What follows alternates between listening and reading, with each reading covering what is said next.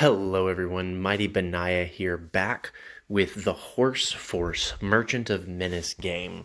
A couple of things have happened since last I spoke with you. So I'm going to go through the big changes, and then I'm going to go through some additional changes in strategy. As you will notice, I am in the morale map. I'm going to continue to use the morale map throughout this because morale is the way that we are conquering territories. And so it's important for you to be able to see at a glance where I am doing a good job of lowering morale of enemies nearby, in addition to where I'm going to have struggles moving forward and gaining territories via morale. So I am going to continue to use this. It is my preferred vision, but I know that it can be a little bit confusing for a lot of individuals.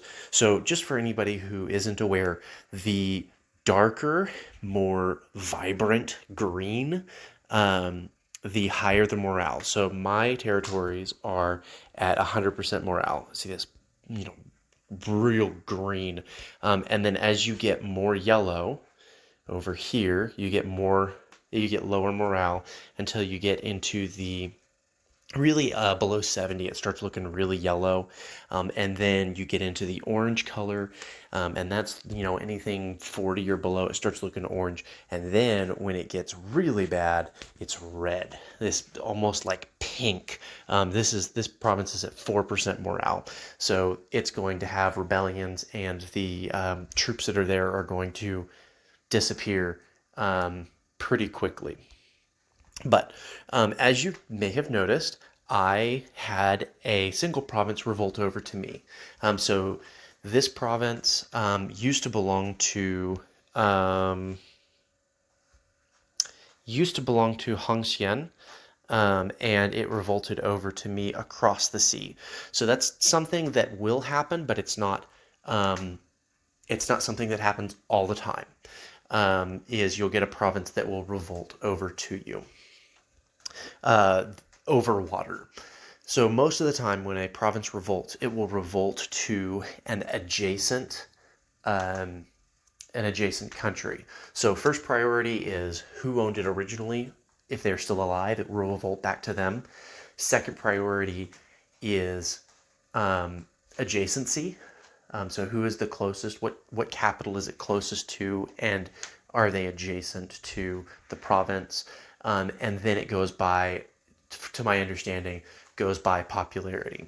So I also got this province to revolt to me.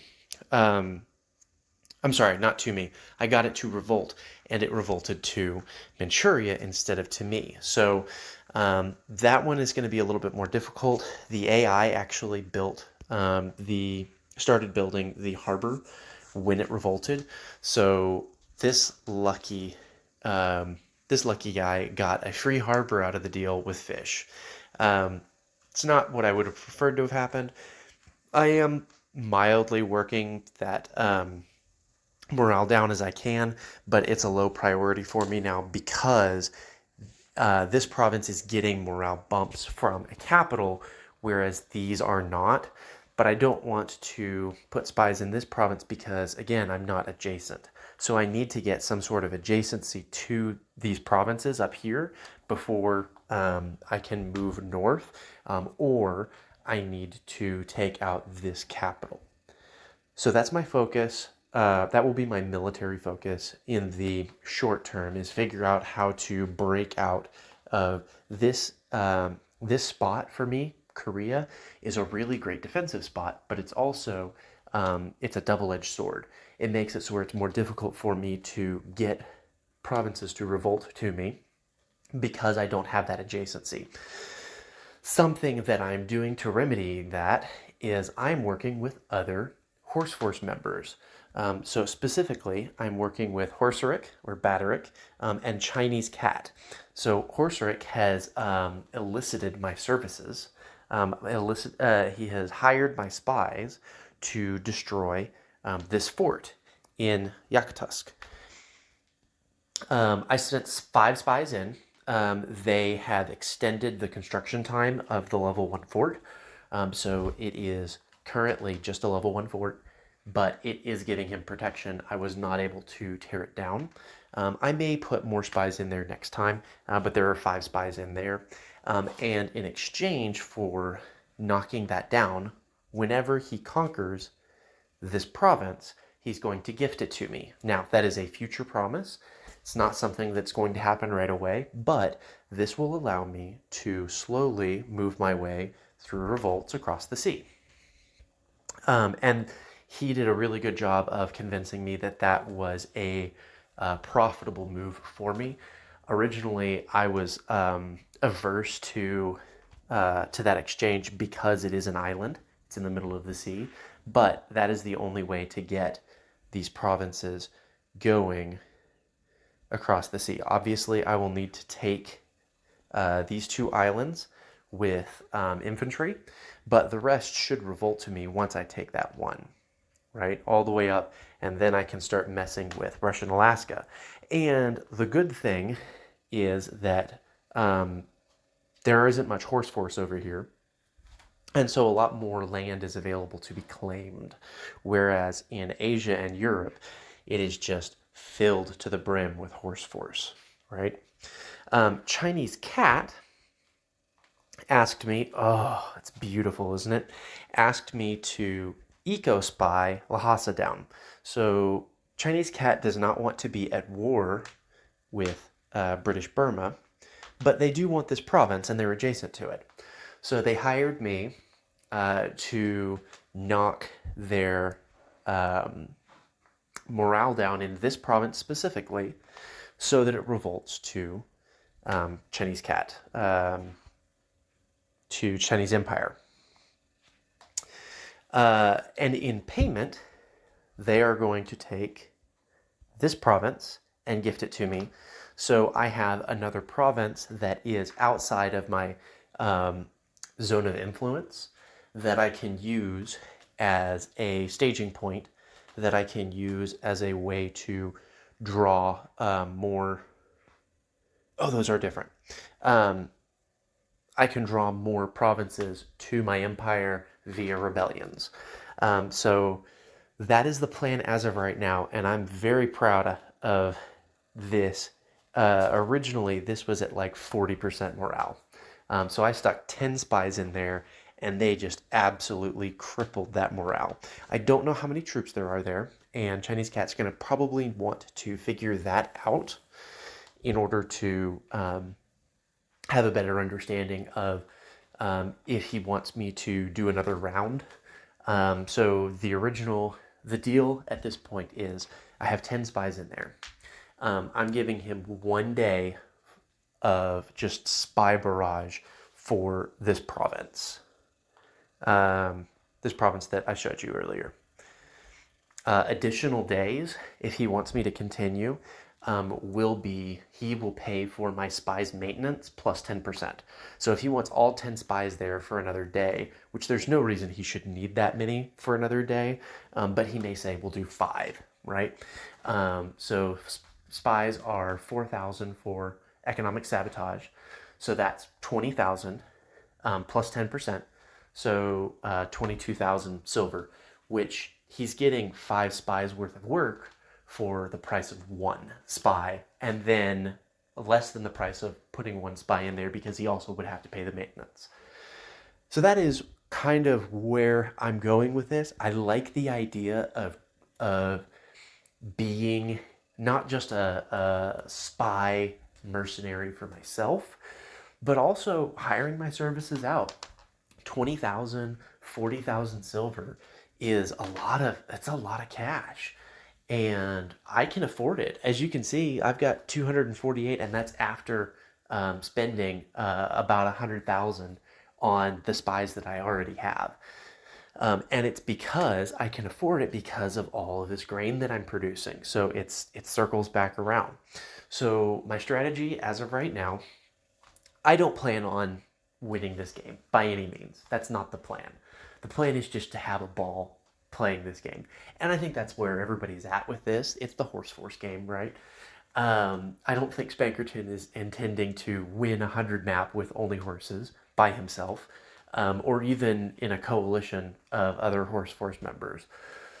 But what's going to be great is I can work with Horse Force members, and I am a leverage that they can utilize so they don't have to spend their silver on spies. They don't have to invest, they don't even have to pay me. But they can say, hey, I need this fort gone. I'll give you a couple of days, and either they can pay me with silver, or I'm comfortable with being paid in production resources. As you can see, my lumber is in the negative. And part of that is because I have very low iron and wood production, so I'm utilizing what production I have.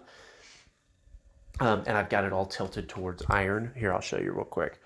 So I'm at negative 41 on production materials, but I'm buying wood because it's cheaper and producing as much iron as I can so that I can produce railroads and factories. And eventually, I'll need to figure out, because I'll want to railroad everything and I want to put harbors everywhere, especially anywhere where I have grain. So I would accept production materials. I would accept a literal grain offering. I would accept silver. But the thing that I really need that I can't do by myself, I can, but it's so much more fun this way, is provinces. Provinces that are away from my home base that I can use the adjacency of to have little centers all over the world where I can conduct espionage raids. Espionage raids. I think that sounds like a lot of fun. So that is where I'm at with all of this. Trying to think if there's anything else that I want to talk about briefly before I let you go. This has been a lot of fun. I didn't think that this was going to be as fun as it's been. And I'm really excited to send spies out on missions. Oh, I wanted to show you the market, just as an update. So the price of wheat has gone down significantly today. It was higher yesterday, but it has gone down today. And I'm currently selling at 16. And I've gotten a lot more, or I've got some more grain that I'm producing.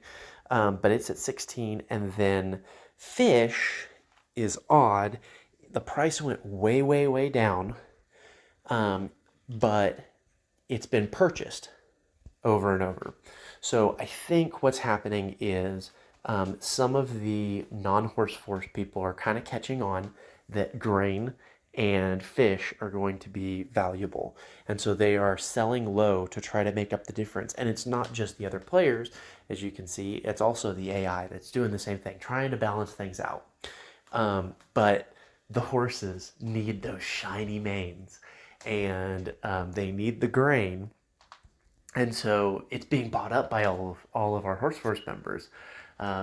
So the market isn't as in my favor as I would like right now, but it's definitely not in a bad spot. I'm making plenty of cash, enough, absolutely enough to fund my spy shenanigans. And because I'm hiring spies out, it makes it so where it's still profitable for me.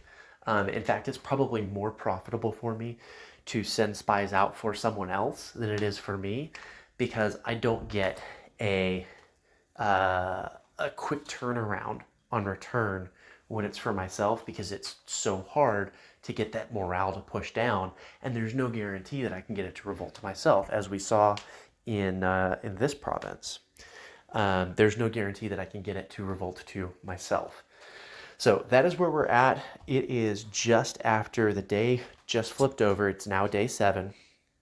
Some of you may have noticed, and I do want to call this out, my harbors were up and my railroads were up before they should have been. I did gold mark the harbors and the railroads each once per day. Spankerton said the limit was 2,000, and so that is $850 a piece. So that's 1700, so it's below the threshold. Um, but I've not gold marked anything else. And I did skip a day because, or actually today I'm skipping because there's nothing that I can really gold mark. So I am only doing it for economy, which is honestly the whole game, right? Um, so did want to call that out just in case any of you were wondering. But I'm really excited about this game. I'm excited to continue, and I really want to hear from anybody who's in this game, any of our Horse Force members, if you want me, if you see a fort, there's this mighty fortification, right? The walls are super high, and your horses walk up to it, and it's just indomitable. There's no way that your horses can climb walls. They can't. They don't have. You're not riding Pegasuses, though. That would be an interesting argument for airplanes. Uh, don't tell Spankerton I said that. Sorry, I got caught off there. If I don't move my screen every once in a while, then my phone shuts down and it stops recording. Um, Basically, all I was saying was the forts that you've got. If you want them to be torn down, uh, who are you going to call? It's not going to be the Ghostbusters because they don't deal with walls. You got to call the assassin, the Merchant of Menace, and I will tear down those walls for you like a true Ronald Reagan fanatic, and I will help you uh, just absolutely destroy any forts that you come in contact with. Just reach out to me, and I'm happy to help. That's all that I have. I will splice these two together, and hopefully it looks good. Soli Deo Gloria, and I'll see you next time.